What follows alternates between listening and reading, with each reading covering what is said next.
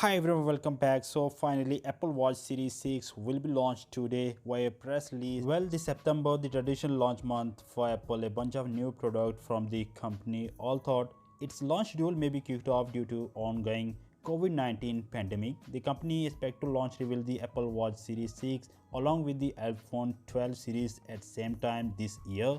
Now let's talk about the Apple Watch Series 6. If Apple stick its wearable design philosophy, the Apple Watch Series 6 could employ a similar chassis as the Series 5. Considering the Series 5 improvement over the Series 4, it is possible that the Apple could be improved the Apple Watch Series 6 frame while improving its design and its display resolution. Now the next big thing is the battery. The Apple Watch Series 5 come with 296 mAh battery.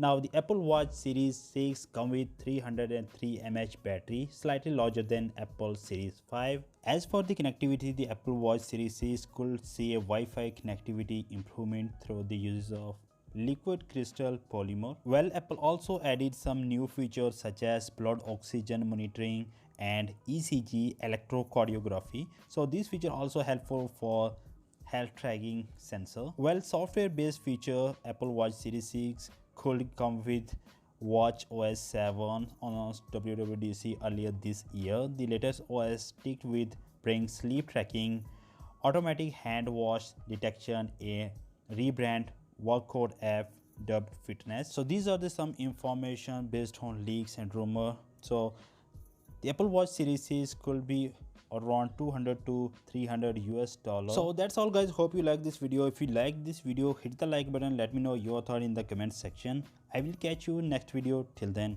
goodbye.